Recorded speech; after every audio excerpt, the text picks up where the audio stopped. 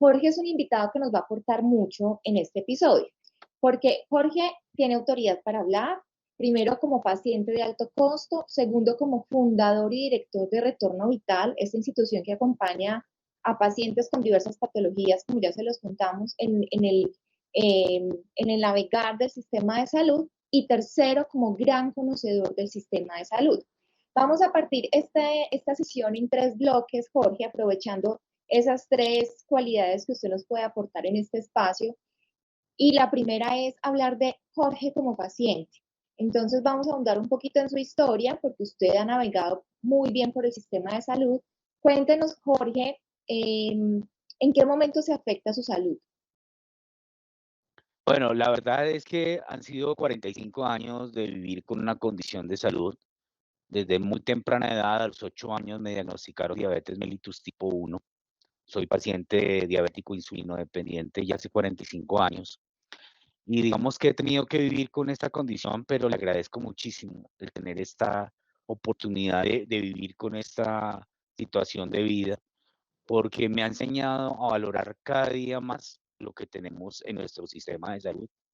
Y lo otro es que he aprendido a valorar mi día a día. Yo sé que muchas personas que tal vez van a ver este espacio se van a identificar mucho con mi historia. Básicamente eso empezó antes de la Ley 100 de 1993. La situación para mí era muy desconocida. La diabetes hace ya 45 años era muy poco conocida. Hoy ya es una enfermedad que se conoce bastante, se está investigando muchísimo al respecto, no solamente en el diagnóstico, sino en el tratamiento.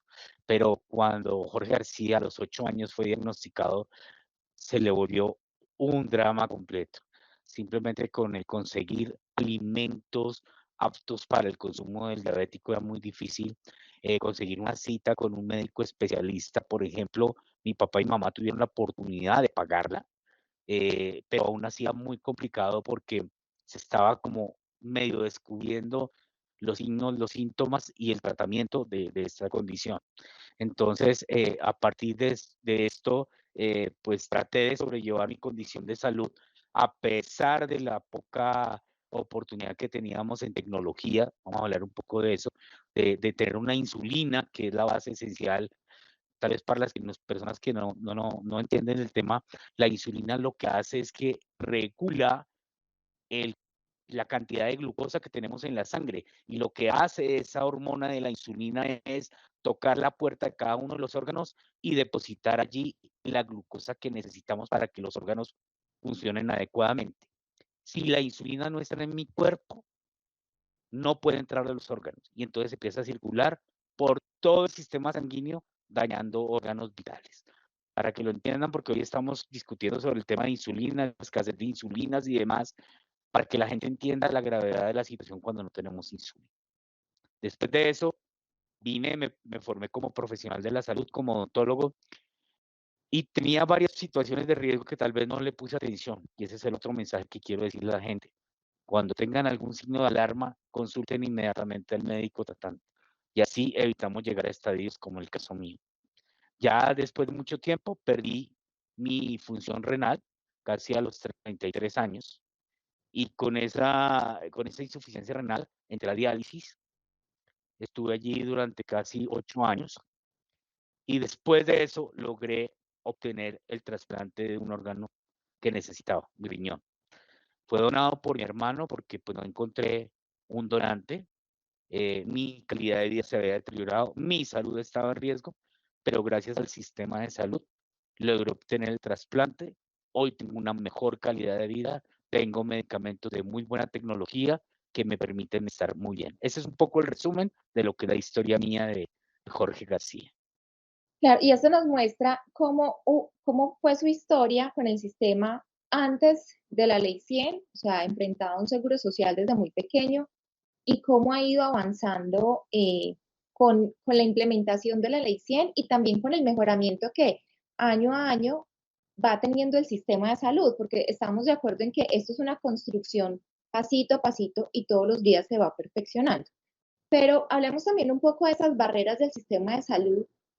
eh, ¿Se encontró alguna barrera en algún momento y usted ha visto que si esas barreras con el tiempo se han mejorado?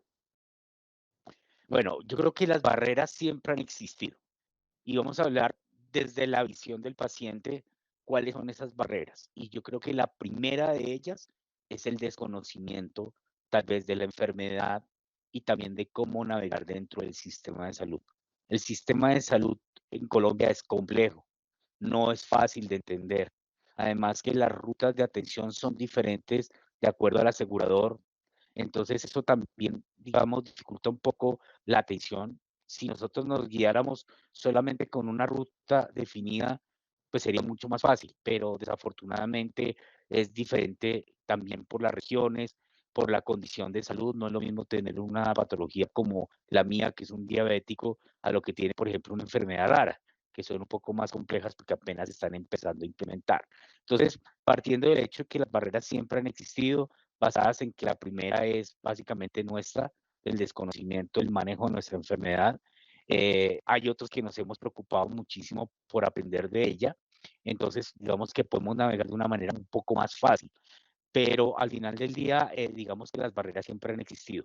Lo único que va cambiando es de acuerdo al entorno, lo que se va dando. Entonces, puedo decir que iniciando la ley 100 de 1993, el sistema de salud que tenemos hoy, pues era muy complicado porque teníamos que entender cómo iba a ser la nueva navegación. Muy bien, tú lo decías hace un rato. El tema es que cuando estaba el Seguro Social era muy complicado porque, digamos, no había una ruta estandarizada, no había una ruta establecida. Entonces, si yo necesitaba una cita con un endocrino, tenían que mirar a ver en dónde había oportunidad de cita con una llamada telefónica y de una u otra manera lograr llegar allá. Y cuando llegábamos allá era si había oportunidad de cita. Entonces teníamos que levantarnos a las 3, 4 de la mañana a ver si había oportunidad de cita para el siguiente mes. Hoy, gracias a Dios, no tenemos esa dificultad porque la tecnología, la implementación de nuevas maneras y buenas prácticas han ayudado a eliminar un poco ese nivel de barreras. Pero entonces las barreras siguen existiendo, varían muchísimo de acuerdo al entorno y también depende muchísimo de la ubicación geográfica que tengamos la población en general. No es lo mismo vivir con una condición como la mía en una ciudad capital a vivirla en un lugar apartado, en un lugar remoto.